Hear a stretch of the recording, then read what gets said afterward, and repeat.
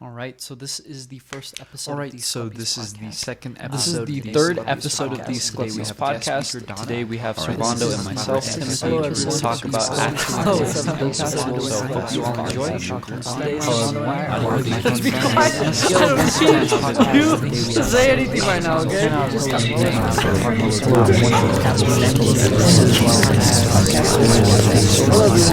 Hello everyone, and welcome to this video.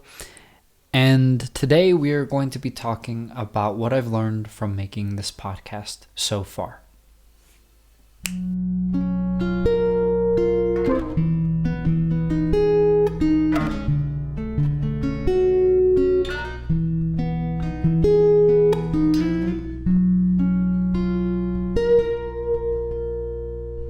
I can say genuinely, from the bottom of my heart, I have learned so much from this podcast. And this is not a marketing ploy to get you to listen, although if you want to, be my guest.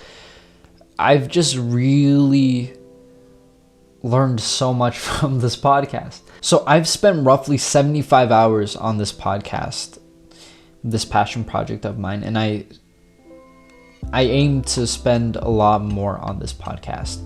I absolutely love it. I am passionate about it. And I think that I am actually creating something of substance that will help people. Right now, currently, we don't have the most amount of viewers. We have 160, which is a lot more than I thought we would, but still not that much. But I honestly don't care how many people we get. I care about the information and the content that we are providing. Because if we can just help 2 to 3 people get into medical school, pursue their dreams, become great doctors, and help other people, that's all that I ask, and that's all that I wanted from this project in the first place. A lot of the times when we do the podcast, the professors and these guests will come up and give me words of encouragement, which is really nice. They will say, I really appreciate what you're doing with the podcast. I see what you're doing, and there's these good things that are coming from it. Sure, no problem. I'm so proud of y'all for even doing this, and please, follow your impulses to do these things, because even if it doesn't make sense to you why you put all this time and energy into this right now, you might be helping one person who's going to go help 1,000, or this might be leading you to the next thing that, who knows? But yeah, you're doing good work, so thank you so much. And yeah, that just means a lot. That's when I realized maybe I am doing something that is really cool here. And there have just been so many clips, so many periods of this podcast that I've really enjoyed that I wanted to share with you all today. So I am actually going to just have a montage of these clips. What would you say is a thing you can give to students that you've seen struggle through your courses or succeed through your courses? What is the one takeaway where you're if you just do this, it's never that simple, but if you try to do this, it'll probably help a lot, or I think this is more beneficial, anything along those lines, I guess. So this may sound weird coming from me, but maybe not. I really think one shouldn't take this too seriously. And you may get that from my lecture. It's life only happens once. Doing science is one aspect of life. There's many other facets to it, and you should be balanced. And what I actually am fond of telling my students and students, like you, who I think are overachievers, and you always want to do your best, and I tell them, it's a triathlon. It's not a 100-yard sprint. You have to pace yourself, and you have to find a way to kind of recharge and recover from the inevitable failures, and you have to recover from the inevitable burnout. Okay, can we have this mini discussion real quick? Go for it. If you put your hand in water, while your hand is in the water, your hand is not wet. Your hand is only wet as soon as you take it out of the water. So if that's the case, then when your hand was in the water, then the water isn't wet. Water is only wet because you take it out and expose it to the air. So then would you say water is dry? No, it's wet. I mean, not wet. What? You confused me. Yo, did I just Water- ruin your argument by one question, dude? It's not dry, but it's not wet. If I can, I try to stray away from existentialism and like thinking about. I remember, dude, when I was a little kid, we went to a field trip at like the planetarium. I think this was in like elementary school for me. I was maybe second grade. We went to the planetarium, and then we went into like this IMAX theater sort of thing, right? And they showed, this is the Earth, and then it just zooms out like like millions of miles, and it shows like, and this is the sun. You are nothing. Yeah, and then it shows like, and this is the galaxy, and all the kids around me were like, wow. And then I was like, oh my gosh. I remember as soon as we stepped out of that planetarium, I laid on my back with like my back against the grass, and I was like grabbing the earth because I felt like I was gonna get jettisoned off the earth into space, and I was like I was having like a panic attack because I was like, dude, I did not know how insignificant I was, and that freaked me out as a second grader. It's just terrifying to think about how little we are, but it's also sort of comforting knowing that you honestly don't matter at all, and I think that eases your mind a bit in certain areas. I guess a lot of if you could clear the misconception, I think a lot of students are frustrated with why cars is in the MCATs in the first place. And I was thinking, for you who've been so exposed to the MCATs, I'm assuming you have a very clear summative way of sort of encapsulating all of the MCATs and can figure out why cars was in there in the first place. Could you like justify why these people are making us suffer through this? I don't think I can actually. I think I think that, you know, not a very maybe not what the AAMC wants to hear, but I actually think that cars is sort of a problem for being in this particular exam. Like if you look at some of the research, I'm kind of interested in this stuff, what we see is that cars predicts how well people do on the board exams. But that doesn't surprise me. The board exams are another standardized test. So one standardized test predicts how another person is going to do on another standardized test. But does the board exam actually tell us how well somebody's going to do as a physician? And the answer is probably no. Right. That test was designed as a minimal competency. Like you pass it, and that means that you are safe to practice and move on to the next step of your training. And so I actually think the cars section is kind of a big issue, because all it tells us is that you can pass your board exams, which obviously medical schools care about because it factors into their rankings and whether or not people will choose to apply to those schools. But it's also probably the most biased one as well. Like if we look into the data, we see that underrepresented minorities do the worst in cars, and that's something that I've personally experienced too. Why do I think they put it in there in the first place? I think the idea is that it's supposed to be having an ability to critically analyze and look at and deconstruct language and have some skepticism around that. But I wonder, like, why doesn't the biochem section do that? Why doesn't the chem-phys section do that? All of those other sections have that element of critical reasoning. I think this is probably a holdover of just how we administer standardized exams, is they have a verbal section. So this one has a verbal section. The old MCAT had a verbal section, the GRE has a verbal section, the ACT, the SAT. And so I don't necessarily think there's a great answer. I wish I had a better answer, but...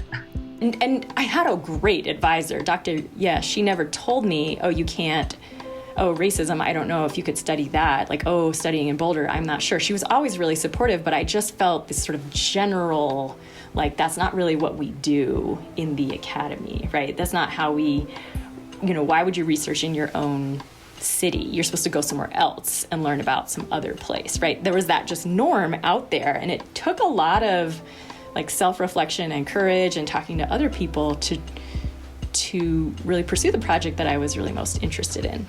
How we became friends. What? Good job. Keep in mind, I wasn't mature. I'm still not mature, but I wasn't mature in certain ways that I am now, or have grown as a person now. And so I was a little frustrated that she was asking me for help when I had like 3 research labs or whatever, or research papers or something to do, right? And then lo and behold, this kid with this high-pitched voice is like, yeah, can you help me too? And I'm like, who are you? I've never even heard or talked to you. And I was like, this kid's a leech. I was like, oh my goodness, this kid's gonna just try to steal my information for no reason. I don't even know this kid. This kid had no, awareness in the fact that he didn't even introduce himself. He just asked me for help. He didn't say, hey, my name is this or whatever. He's just like, yeah, help me with this. And I'm like, I'm not a TA. All right, my memory, this is how I remember it. It was a little bit different. Then this guy, his name's Tim, he's sitting next to us. He thinks he's all that in a bag of potato chips because he already finished OChem. And then we were talking about movies. We were not doing homework. Oh, the way I remember Avengers, right? The way I remember it, you were sitting there and you were telling us that basically that you liked OChem and that biochem was rough. You were telling us that, or found metabolism, one of the classes, whatever class it was, whatever's after OChem. You were telling us that class, you were like, because I don't know, I might have complained about the NMR or whatever I was doing. Yeah. That stuff, whoever hasn't done it is not fun. Do not listen to him. Blake lost 2 teeth yesterday. Congratulations, Blake. He's pretty upset. Because he they lost were baby like 2 teeth? of them. Yeah. He lost good. 2 that were right next to each other. So right now it's like a huge... He's so upset. A huge fun gap. Yeah, poor That's guy. hilarious. He was like, do I look ugly now? I was like, no, Blake, you look the same. Relax. That's so funny. You've always looked ugly. Is that what you're saying to your little bro? That's No, I messed up, can't. man. He's sensitive. Oh, he is? Yeah. I don't mess with him like that. A huge learning curve, and I think this kind of ties back to what you were talking about earlier of trying to put on this like persona of knowing everything, and that's personally been a challenge for me. You know, I want to come across confident, but at the same time, this is not something that I can teach myself. I am dependent on my advisor and on some of the older students to teach me, you know, what they've done and how my work fits into that and things like that. And so it is humbling. Like, I do have to ask for help a lot. And that's, you know, I guess another point is like, you really have to, the faster you ask for help and the faster you try things and fail at them, the faster you get better at that, you know, at whatever you're doing. And so that's been something that I've personally had to work on, and kind of a general challenge I've faced as well.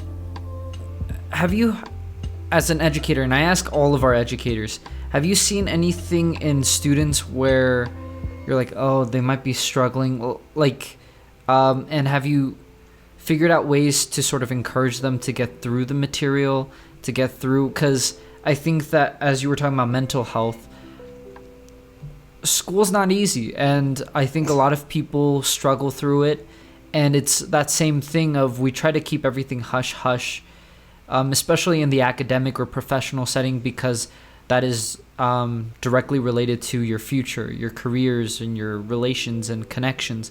So have you ever had students where you could tell they weren't enjoying the course material or they were struggling through it? And do you have any advice for those students? Absolutely. And first of all, may I say that the fact that y'all are even doing this is amazing. That already shows that you are open to change and that you have a place in modern medicine to change it. More than ever, and I've been teaching for 10 years now, more than ever, actually over 10 years, more than ever, my students are amazing and inspiring beings. And so what I try to cultivate in my classroom is honest communication about what we're all going through, more so now than ever. I mean, we are in a pandemic. This is unprecedented stuff. The pressure on students was already tremendous before we went into a pandemic. I mean, I did not have to choose my major when I was 14 to decide which classes I wanted wanted to take in high school, to decide which college I was allowed to apply to by picking a major. It's unbelievable the pressure that's been put on y'all. And so for me as an educator, I want to take some of that pressure off. I want to say, I see you, I know you, I hear you. I'm not going to be one of those people that tells you this is the best time of your life, because honestly, there's not going to be any other time in your life when you're jumping from 6 different subjects at a time and expected to be proficient in all of them. That doesn't happen outside of the academic area. And even if you stayed in the academic area, that wouldn't happen. You would have one specialized area that you became an expert in. You wouldn't be expected to teach in every department in the college, but that's what we ask you all to do, is to hop from course to course to course. So it makes perfect sense to me that you would be overwhelmed. I will say though, Tim, in the things that we think we lose, there's always gifts. Right? So like the worst thing ever that I could have imagined at 28 happened, and now I'm not afraid of that. Right. You know? So there's gifts. There's gifts in it all. When I was at the Children's Hospital volunteering, my job is to basically answer the phone calls of the bingo place, and I'll have the cutest sounding kids, right? I'll answer the phone and be like, hey, B-Boy 45, this is Tim. And the kid will be like, bingo. And I'll be like, bingo, good job. And they'll be like, oh my God, thank you. And then you're supposed to give them prizes for their bingos, and I'll sometimes give them extra prizes or give them bigger prizes. But I remember one time, man, and this was so embarrassing. I was zoning out, right? And then I saw the phone ringing, and so I was like, oh my goodness. I was like, B-Boy 45, this is Tim. And this little kid said, bingo. And then I didn't check how excited I was. So I was like, bingo. And everyone looked at me like, yo, you good? And the kid was like, hello? I was like, bingo, good job. Well, regardless, thank you everyone. Okay. Well, regardless, thank you everyone for listening to the 14th episode of the Esclavius podcast. Wait, why don't you do it today, dude? Why don't you do it? Thank you guys for listening to the 14th episode of the Esplick. That's exactly why I didn't want to do it. Okay. Finish it. I'm just gonna I'm gonna look at my lamp. Well, number 15. Welcome to the 15th episode of the Esclavius podcast. Yeah. That's a sad reality that I think is a very hush-hush topic sometimes. And I think that it's not that the female experience in college or pursuit of education should be reduced to that singular point, but it's that you have to deal with that or even have that in the back of your mind. I think a lot of people feel like they just kind of have to always be 100%. And I think a lot of people encourage that. I've had professors who unfortunately have really pushed the 100% all of the time thing, and I just think that's a really outdated, inefficient way to go about things, because like you mentioned earlier, we have to have a balance, and sometimes you need to focus on your mental health a little more so that you can do better in your studies. I think just remembering that what you're doing right now is just a small part of your entire journey. And I think a lot of people they have one route in mind, that they have one plan that it has to succeed, and that's a lot of pressure when you just don't know. You could try new things and realize that your passions actually lie elsewhere. And I think just trusting that process, trusting that especially in college, definitely pursue the plan that you want, but just be open to whatever new changes can come in, and just don't feel stressed if things don't turn out the way you think they're going to turn out, because I think as long as you're yourself and you work really hard, I think you'll kind of find where you're meant to be. And it kind of sucks because I spent that whole time studying when I could have spent it with my family, but I chose to study and then I failed the test. So, yeah, that sucks. I was not laughing because that's where I thought you were going. I was laughing because your face... Dude, you had like such intense eyes for a second. I was not expecting that. Jeez. Well, I remember for me, when my initial impression of you was this person's like hard-headed. Like she will get in your face. That's what I felt like. Yeah. When I first interacted with you, like the way you walked, the way you talked was like you were trying to fill as much space as you could, like a fighter in a ring. I was like, she's about to throw hands. Like I better get ready to block. Yeah, that's really and common like for me. the thing is, you were juxtaposed with Brianna because like She's really the sweet, delicate little like sweet girl, you know. Yeah, and like the demeanor was so different. You're just walking around like, I'm gonna kill anyone, and then Brianna's just like walking next to you like, I hope she doesn't kill anyone. Like that's what it looked like. And then I remember when I heard your voice, I was like, you have such a higher pitched voice than I thought you would. Expected, yeah. And then Brianna, which I thought would have like a really high pitched voice, had a really deep voice. And I was like, whoa. I was like, what is college doing to me? I'm so confused. When you transitioned into medical school, after you got your application and your acceptance letter, what was that feeling for you? And do you have any like funny stories or anything that you can reflect back on and be like, this was sort of nice? Yeah, I got my call from Rocky Vista University like soon after my interview, and I screamed. I laid on the bed. My mom came in, my dad came in and was like, what happened? I'm like, I got into medical school. And then my mom started crying, and I'm like, it's okay. And I'm talking on the phone with the person. I'm like, you just made my day. You probably made my whole life.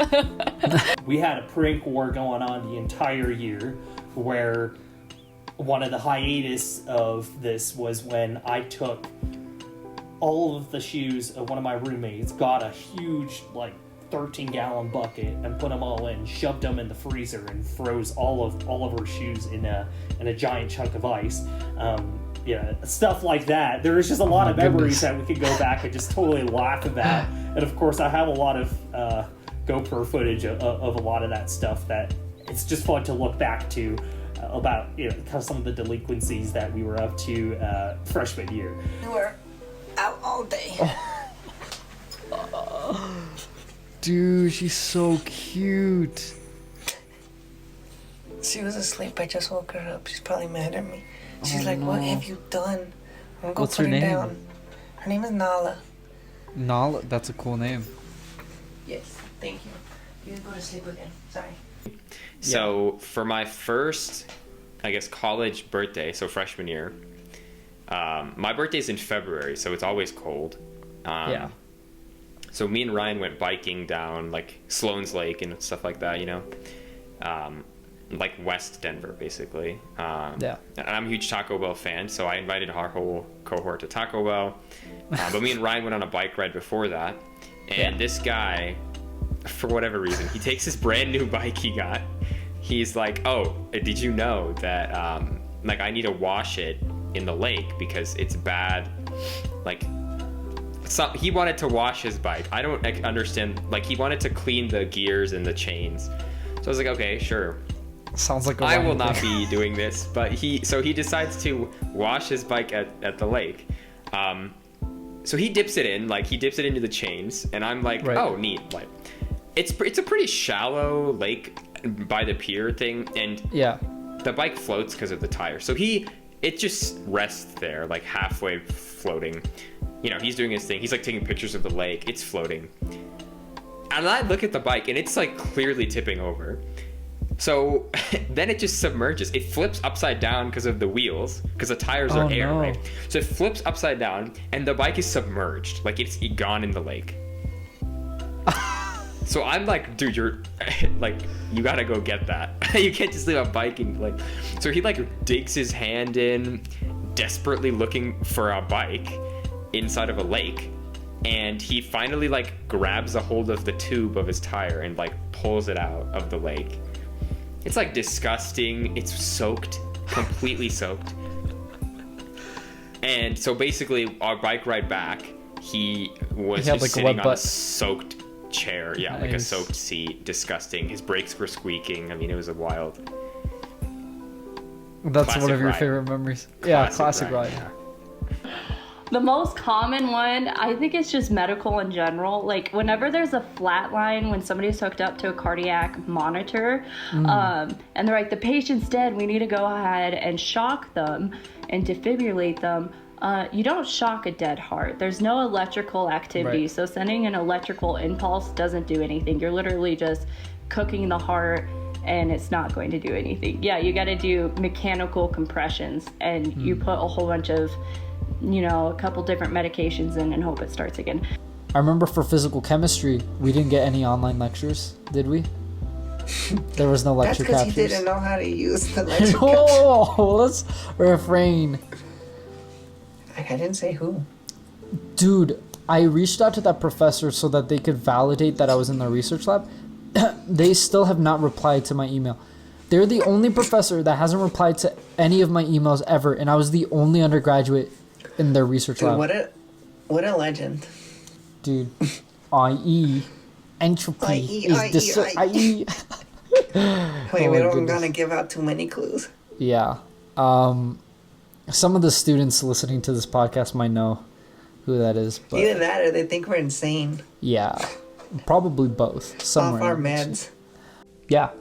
I just wanted to thank everyone who's been a part of the journey, who's been supportive, who's been listening to the podcast, who has tried to listen to it. I really appreciate it. And if you are a med student or someone that is pursuing a field in STEM or just someone who watches Grey's Anatomy too much, hopefully you enjoy the podcast. Thank you for listening, and I hope that you find happiness and success within your pursuits. Adios.